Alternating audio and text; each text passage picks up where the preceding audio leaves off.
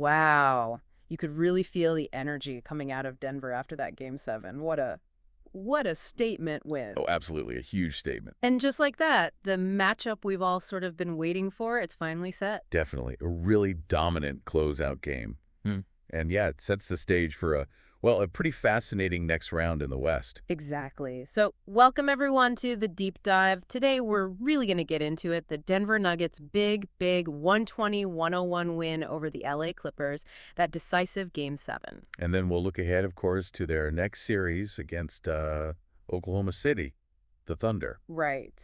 And for our insights today, we're drawing from a detailed report actually titled Van Bunduk Dan, which really lays out the game and what it all means. Yeah, our goal today is basically to dig into the nuts and bolts of that Game 7. We want to break down what the key players did, both good and maybe not so good. Understand why this win was so big for the Nuggets. Right, and look at the Clippers, too, why their season kind of ended with such a thud after they were playing so well. And then tee up what looks like it's going to be a really captivating series against OKC. And it's worth remembering the context, Yeah. right, coming into the playoffs. Oh, yeah. The Clippers were, they were arguably the hottest team in the league. What was it, like 18 wins in their last 21 regular season games? Something crazy like that. Exactly, peaking. Yeah. Well, the Nuggets, they were looking to shake off some of those past playoff ghosts, maybe.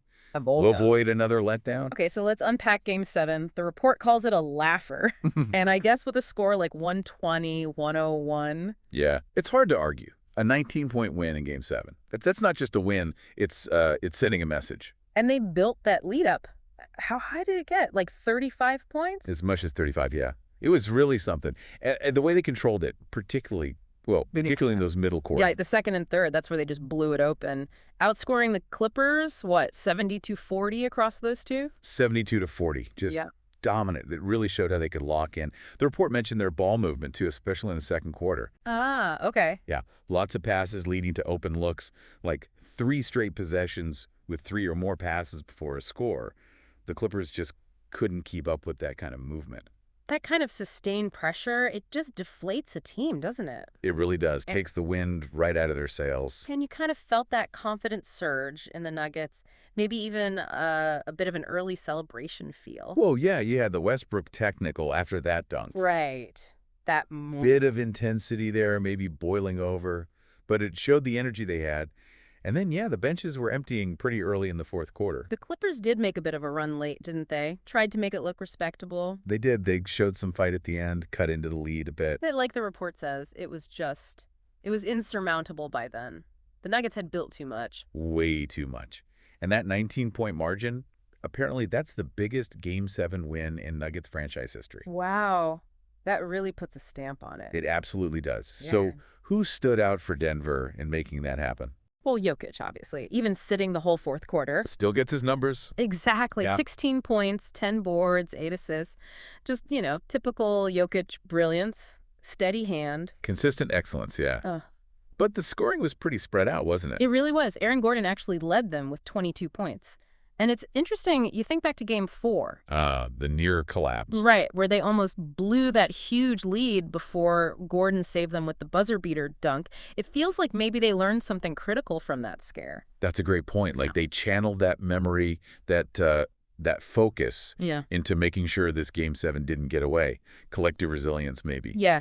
Feels like it. And look at the other guys chipping in. Christian Braun had a huge game, 21 points. Yeah, Braun was fantastic. Then you had Murray with 16. Westbrook also with 16. And the dunk and the tech. And the tech, yeah. Yeah. And Michael Porter Jr. with 15. It really was, like you said, a team effort. Westbrook's energy, even with the technical, it felt like it gave them a lift. It definitely seemed to. That kind of balanced attack, that's huge going forward. Okay, flip side. The Clippers. Kawhi Leonard led them, 22 points, but it kind of felt like he was having to do a lot himself. It did feel that way. Yeah. And, well, the guy they really needed more from was James Harden. Oof, yeah. Rough night for him. Only 7 points. Yeah. On 2 for 8 shooting, that's just not going to cut it in a Game 7. No way. Especially from him, you wonder if maybe the Nuggets defense just had his number forcing tough shots. Could be. Maybe those ISO plays just weren't working against Denver's discipline on the perimeter. And Zubac, too. Right. He'd been pretty solid all series, hadn't he? Yeah, Ivica Zubac had probably his quietest game. Only 10 points. which is tough for them because they needed that inside presence. It's just such a stark contrast, isn't it, between how they finished the regular season looking so strong. Absolutely. And that brings us to the bigger picture, the significance for Denver. You have to think that loss last year. To the Timberwolves, Yeah. Game 7, after being up big. Exactly. That had to be hanging over them. It was the narrative, right? Can they close? For sure. And then when they almost blew the lead in Game 4 of the series, you could almost hear people saying, here we go again. Right. But this time, this Game 7 performance, where they didn't just hold the lead, they extended it, that feels like maybe they exercised some demons. It really does. Like, they learned from those closeout struggles they've had since winning the title a couple years back. Maybe put that narrative to bed, finally. It seems like it. It feels like a corner turned. And, it's funny, the last time they actually won a Game 7. Was it against the Clippers? Also against the Clippers. Back in the bubble, remember? After coming back from 3-1 down. So there's some weird playoff history there. There really is. Okay, so let's talk about the Clippers side of this ending. We mentioned how hot they were. 18 of 21, almost an 86% win rate down the stretch. Incredible momentum. Just on fire. And for it all to end like this, in such a lopsided Game 7, that's got to be a huge disappointment for them, for the fans. Yeah, the report used the phrase screeching halt. And that feels about right. All that momentum just gone when it mattered most. You got to feel for the effort, too. Like, the owner, Steve Ballmer, flying in over 100 fans. Oh, yeah, the wall. The wall, right. Trying to bring that energy on the road. But, well, clearly it wasn't enough. Nope. Just shows fan support is amazing, but you got to execute on the court. And Denver just out-executed them. Simple as that. So, Clippers head home. And the Nuggets, they move on to face the #1 seed. The Oklahoma City Thunder. It's going to be good. Yeah, a really, really fascinating matchup. OKC, they kind of cruised through the first round, right? Swept Memphis. Yep, swept Memphis. Yeah. And they've had a whole week off to rest and prepare. Okay, so that's a factor. Rest versus maybe being a little rusty. Or rest versus being battle-tested like the Nuggets just were. That's always the question, isn't it? Rest versus rhythm. And look at the regular season series. Split, wasn't it? 2-2. Exactly. 2-2. And get this, both teams won a game on the other team's home court.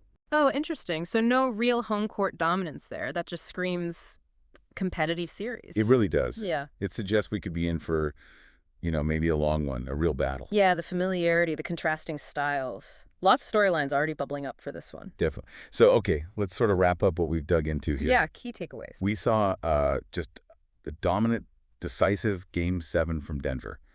Beat the Clippers convincingly. Fueled by that team effort and maybe, just maybe, getting over that hump of closing out big games. Right, which means a disappointing end for a Clippers team that, frankly, had sky-high hopes after their regular season finish. Yep. And now, Denver advances, sets up this showdown with the top seed, OKC. Should be fantastic. It really should. And I guess it leaves you, the listener, with a question to chew on. Right? Looking ahead to this Nuggets-Thunder series, what matters more? Is it Denver's momentum, fresh off this tough Game 7 win, that playoff experience? Or is it the Thunder's status as the #1 seed, plus that full week of rest they got? Which factor gives a team the edge? Yeah, momentum and experience versus rest and seeding.